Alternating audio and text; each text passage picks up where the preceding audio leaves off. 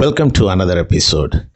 If you have not listened to the earlier episodes, please click on this iCard on the top right corner and you'll be taken to the playlist which has all the previous episodes.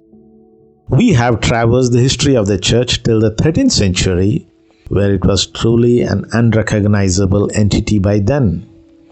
In the last episode, we saw how the Bible was banned from the laity. This was done so that the wolves could continue to slaughter the sheep. But then God has his ways, and he raised up someone by name John Wycliffe, who was instrumental in bringing the Bible back to the laity. He became an influential dissident within the Roman Catholic priesthood during the 14th century and is considered an important predecessor to Protestantism. But before we discuss more about Wycliffe and his work, we need to discuss about a tragic turn that the institutional church took and is still in a state of denial for their treatment of the Bible. This is about the Roman Catholic belief that traditions hold a higher weightage when it comes to their dogma and the way they run the church. Many may deny and say that they do indeed give scriptures a higher weightage.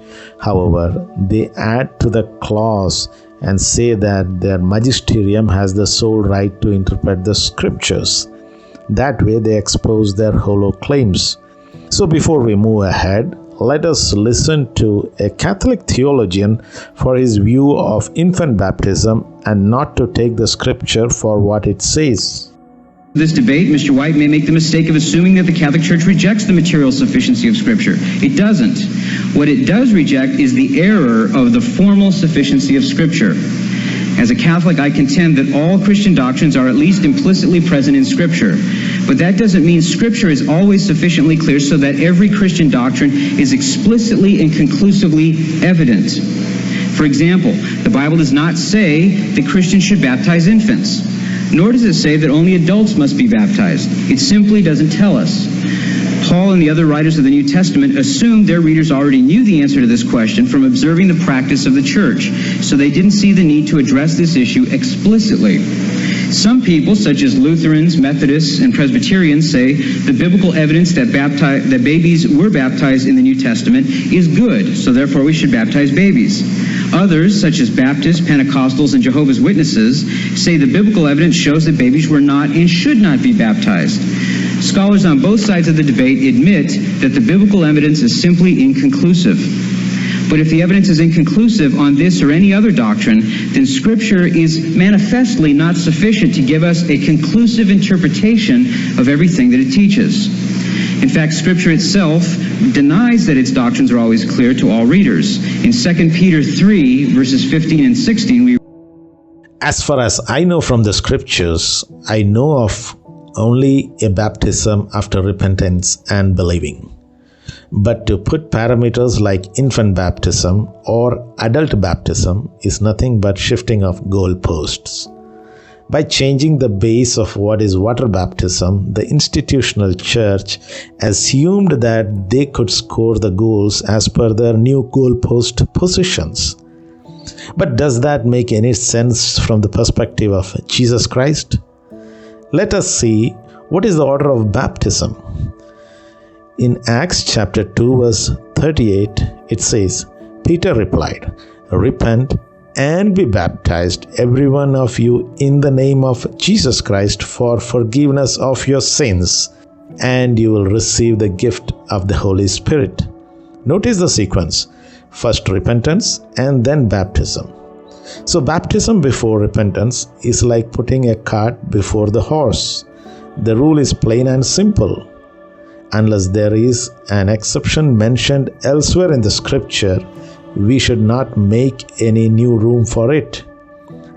To think that infants who are unable to repent and be baptized will be damned to hell is to tell God at his face that he is intrinsically evil and we do not trust him when it comes to matters like this.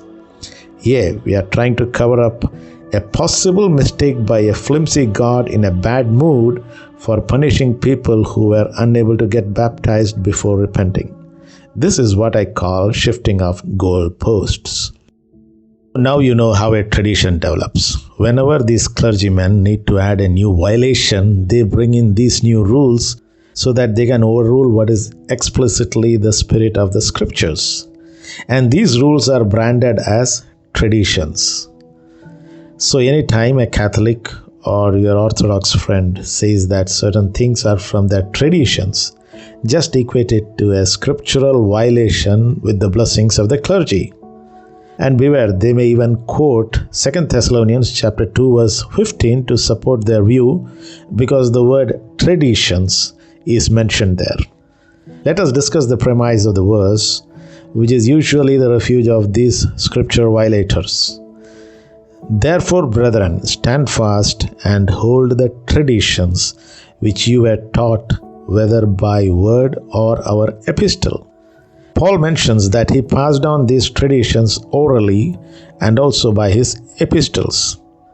I am glad to accept any of these traditions which was put in place by Paul. But as I have showed you, all these traditions which the institutional church claims for themselves are brought in many centuries after Paul's time. Hence, there is no logic to uphold these so-called traditions which violate the spirit of the scriptures. Now, let me, for some time in this video, not consider the Bible as scriptures, but as valid historical document, so that I can find out some traditions. And then we can validate if the Catholic or the Orthodox churches follow these traditions. 1 Corinthians chapter 11 verse 1. Paul is introducing what we can classify as a tradition. He asks us to follow his example. In verse 4, he says that every man praying or prophesying, having his head covered, dishonors his head. Moreover, in verse 7, Paul says, for a man indeed ought not to cover his head, since he is the image and glory of God. Now look at these clips and see how the clergy is violating the traditions as mentioned by Paul the Apostle himself. Our sins and lead us to everlasting life. Amen. Let us pray.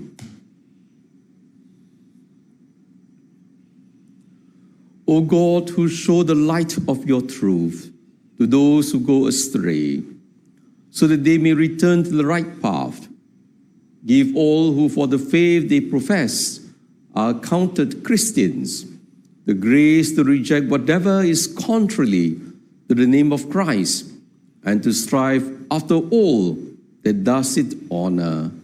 Through our Lord Jesus Christ, your Son, who lives and reigns with you in the unity of the Holy Spirit, one God, forever and ever. Amen.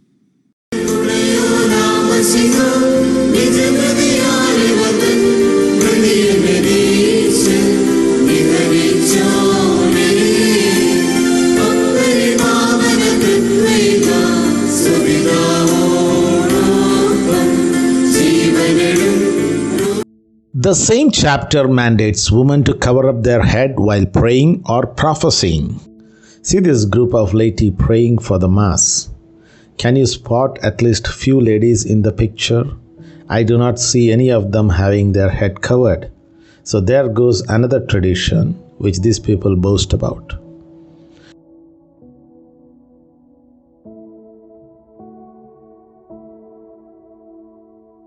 Now look at this clip and see these young nuns who are taken into ministry, if I may say so. This is again a violation of another tradition which says unattached women below 60 years should not be taken into ministry. So now the question is, which is the valid tradition? The ones we get in the scriptures, or the ones that were added many centuries later which violated the earlier traditions? You decide for yourself.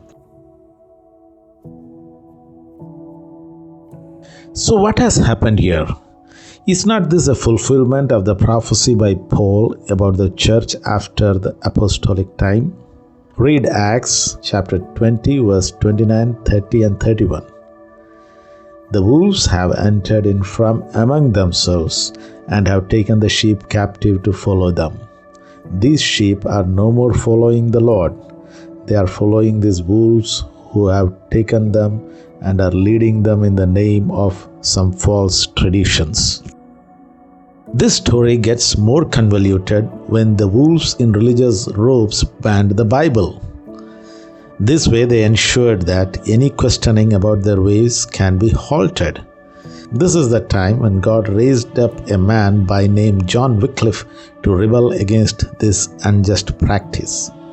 Till now, people were kept away from the Bible and they did not have much of an issue as most of them were illiterate. But during this time of the Middle Ages, people began to flock towards the urban centers looking out for jobs. As it happened, these urban centers were also centers of education. Once people were educated, they would always like to verify things for themselves rather than depending on somebody else who can interpret with their own twist. This caused a deep desire among the laity to read the Bible. The days of darkness caused by illiteracy has to go. John Wycliffe was born in 1330 and he joined Oxford in 1351. Around 1372 he got his doctorate. Later on, we know that Wycliffe got into some issues with the Archbishop of Canterbury and later on with Pope Gregory XI, who condemned Wycliffe's teachings. We know about 2 treatises of Wycliffe which he wrote about the church and about the Eucharist. He was against purgatory, papacy, monastic life, and many more such things. He considered the papal schism of his days as God's judgment on papacy. Meanwhile, Wycliffe translated the Bible into English for common people to read. As there were no printing press then, physical copying was the only means. It was a painful process. But then that caused the control to get out of the Catholic clergy's hands. Wycliffe's followers were known as Lollards because of the way they read the Bible, which was not Latin anymore. The Lollards were classified as people with no churches, with no central doctrines or confessions. They were focused on Bible reading groups. The Lollards were eventually persecuted after promulgation of a new law which made Lollardy a crime. This caused the Lollards to become more radical and to be militarized. Wycliffe was condemned as a heretic in the Council of Constance in the year 1415, 31 years after his death. His dead body was exhumed in 1428 and his bones were burned and his ashes were scattered into the river. Most Catholics have no idea about this bloody history of the church. This is surely not the church of Christ Jesus. Spread the word, educate the people, and let them know the truth. If you like the content, subscribe to it and do not forget to click on the bell icon so that you may not miss the notification of the next episode. Thank you.